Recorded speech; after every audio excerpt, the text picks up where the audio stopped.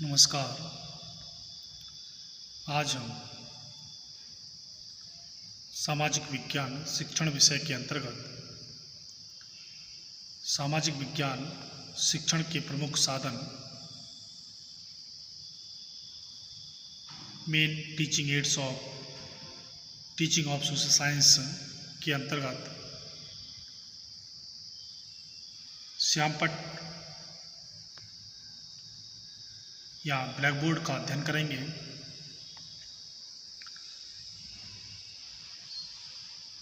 सामाजिक विज्ञान शिक्षण के प्रमुख शिक्षण साधन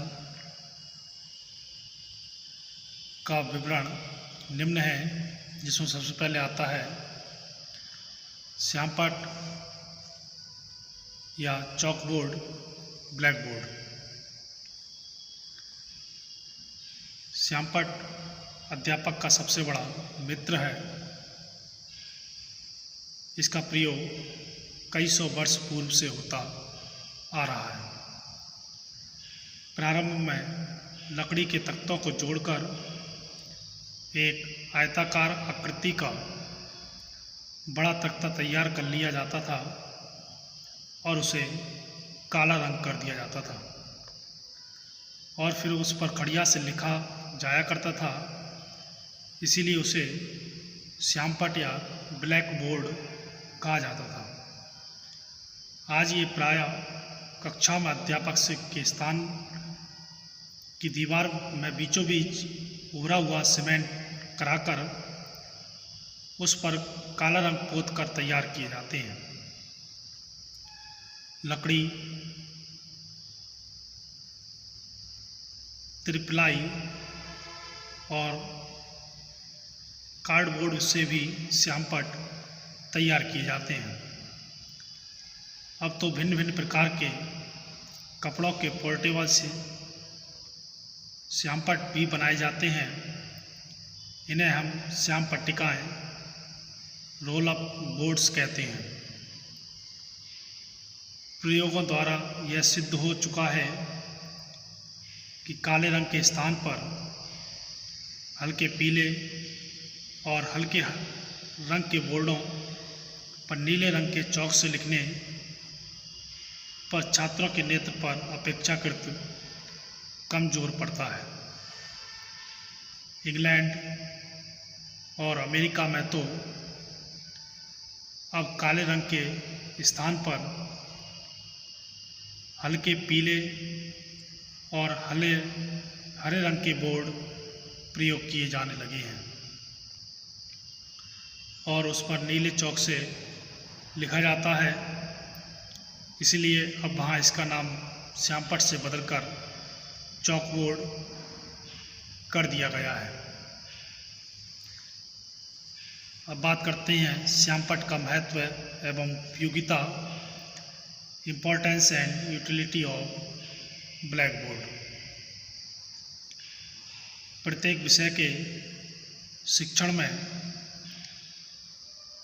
श्यामपट्ट का प्रयोग होता है। भाषा के पाठों में उस पर शब्दार्थ लिखे जाते हैं। उदाहरणों की सहायता से नियम समझाए जाते हैं। पाठों के सारांश तैयार किए जाते हैं। गणित, विज्ञान, सांख्यिकी शिक्षण में श्यामपट्ट का प्रयोग करना ही पड़ता है। इतिहास, भूगोल, नागरिक शास्त्र, अर्थशास्त्र, वाणिज्य आदि विषयों के शिक्षण में भी श्यामपट्ट का प्रयोग होता है। इतिहास पढ़ाते समय मुख्य नामों और तिथियों को श्यामपट्ट पर लिखा जाता है। मानचित्र खींचकर साम्राज्यों की सीमा, स्थान विशेष की स्थिति और मार्ग आदि दिखाए जाते हैं और पाठों के सारांश तैयार किए जाते हैं। भूगोल शिक्षण में तो इसका बहुत अधिक प्रयोग किया जाता है। बिना मानचित्रों के भूगोल पढ़ाया ही नहीं जा सकता है। जो अध्यापक स्केच वर्क में कुशल होते हैं वे कक्षा में श्यामपट्ट पर ही यथा मानचित्र खींचकर उसकी सहायता से पाठ का विकास करते हैं। भूगोल के छात्रों को मानचित्र खींचना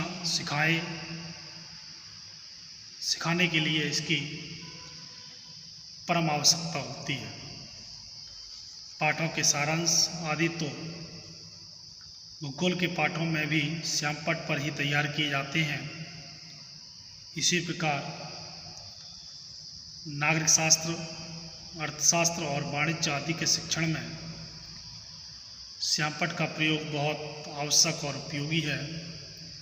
इसी प्रकार संगीत, कला, कृषि और अन्य विविध सामाजिक विषयों के शिक्षण में भी श्यामपट्ट का प्रयोग आवश्यक और उपयोगी है। श्यामपट्ट की प्रयोग विधि एवं सावधानियाँ, using method and carefulness of black board. शिक्षण में सबसे अधिक प्रयोग इस श्यामपट्ट का ही होता है। अन्य सभी उपकरण की पूर्ति किसी सीमा तक श्यामपट्ट के प्रयोग द्वारा की जा सकती है, पर श्यामपट्ट के अभाव में शिक्षण को प्रभावशाली बनाना महाकठिन और दुस्साध्य ही समझिए। यदि अध्यापक रेखाचित्र खींचने में कुशल है तो उसे वस्तु, मॉडल, चित्र, मानचित्र, रेखाचित्र आदि किसी की भी आवश्यकता नहीं। वह इन सबको श्यामपट्ट पर प्रस्तुत कर सकता है। इसलिए जो अध्यापक इस श्यामपट्ट के प्रयोग में जितना निपुण होता है उसे उतना अधिक सफल समझा जाता है। अतः आवश्यक है कि अध्यापकों को श्यामपट्ट का प्रयोग करना आना चाहिए, जिसके लिए कुछ बातों को ध्यान में रखना होता है, जिसमें कक्षा में प्रवेश करते करते अध्यापक को कक्षा श्यामपट्ट साफ कर देना चाहिए और उस पर पढ़ाया जाने वाला विषय, कक्षा घंटा आदि सामान्य सूचना लिख देनी चाहिए। इससे बच्चे यथा विषय की ओर आकर्षित होते हैं। प्रस्तावना के बाद प्रकरण भी लिख देना चाहिए। श्यामपट्ट पर सुंदर और स्पष्ट अक्षर लिखने चाहिए। इसके लिए अध्यापक को श्यामपट्ट के निकट श्यामपट्ट से लगभग 40 डिग्री का कोण बनाते हुए खड़े होना चाहिए। चौक को थोड़ा दबाकर लिखना चाहिए और उचित गति से लिखने का अभ्यास करना चाहिए। अक्षरों की ऊंचाई लगभग 6 सेंटीमीटर होनी चाहिए। शब्दों को सीधी रेखाओं में लिखना आवश्यक होता है, अन्यथा छात्र श्यामपट्ट कार्य की ओर आकर्षित नहीं होंगी। श्यामपट्ट पर जो कुछ भी लिखा जाए वह क्रम से लिखा जाना चाहिए। श्यामपट्ट पर चौक से लिखना चाहिए। उस पर चित्र, मानचित्र अथवा रेखाचित्र खींचे जाए तो भिन्न भिन्न चीज़ों को स्पष्ट करने के लिए भिन्न भिन्न रंग के चौकों का प्रयोग करना चाहिए। जब पाठ कई अवंतियों में पढ़ाया जाए तो दूसरी अवंती प्रारंभ करने से पहले प्रथम अवंती का श्यामपट्ट कार्य मिटा देना चाहिए।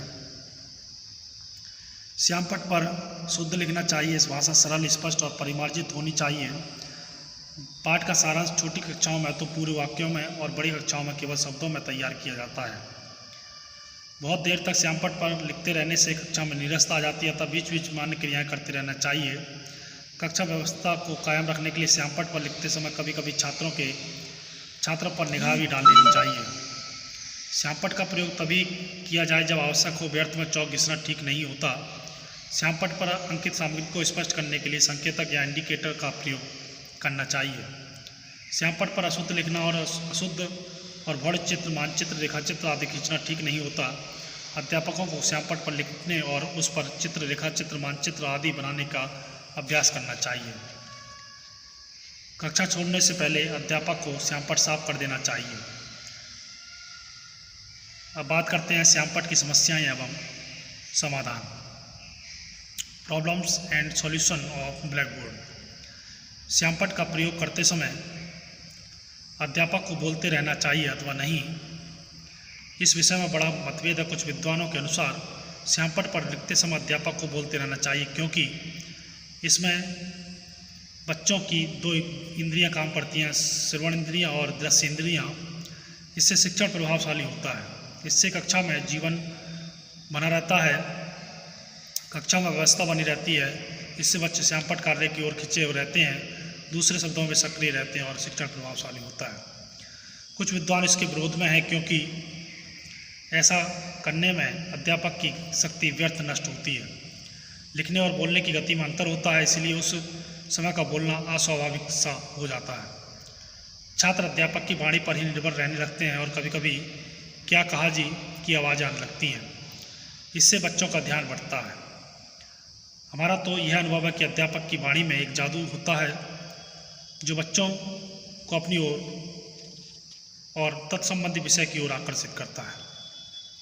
छोटे बच्चे तो क्षण भर की शांति के साथ नहीं बैठ पाते।